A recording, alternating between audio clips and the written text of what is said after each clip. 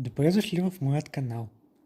Днес ще ви разкажа за Кодекс Гигас или Къде е сега книгата, написана от дявола.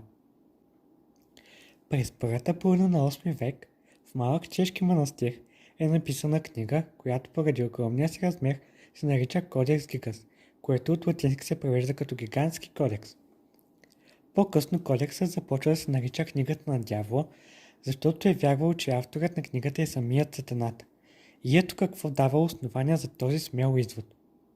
Легендата гласи, че монах-отшелник от Бенедиктския манастир на чешкия град Бозалице бил извършил тежък грях. За греха му братята решили да го задържа в страната, но Херман обещал на монасите, че за една нощ може да напише книга, която ще прослави в манастира. Той спазил думата си и до изгрев завършил книгата. Ръкописът тежал 74 кг, а за създаването му са използвали 160 животински кожи. Височината на книгата е 90 см, ширината 49 см, а дебелината 22 см. Според легендата, Херман сключил споразумение с сатаната, който свършил цялата работа вместо него. Ръкописът е написан с един почерк на латински език. Страниците на ръкописа са декодирани с илюстрации и орнаменти в червен, син, жълт и зелен цвят. Кодексът има едно единствено средновековно 50 см изображение на дявола. Рисунката е разположена на страница 290 и се откроява от останалите илюстрации. Има различно оцветяване стил, а самата страница е по-тъмна от останалите. Мистичният произход на книгата поражда основания да се смята, че е обладана от господаря на Ада. Дявол е нарисуван с препаска от хермелин, символ на кралската сила, което е немислимо за средновековието. Остава загадка защо на монаха било позволено да нарисува такава предизвикателна фигура. 8 страници веднага след портрет на дявол са покрити с мастил и учените не могат да открият значението на написаното върху тях. В книгата има 640 страници, но само 624 са достигнали до нас, а липсващите страници са изтръгнати от книгата и унищожени през средновековието. Книгата е сбор от всички знания, които Бенедиктския орден е принадлежал през 13 век. В него можете да прочетете текстовете на Библията, произведенията юдейски древности, еврейската война на Йосиф Флавий, средновековната енциклопедия етимология на Исидор Севилски, медицински тракти, Новият завет, инструкции за покаяние.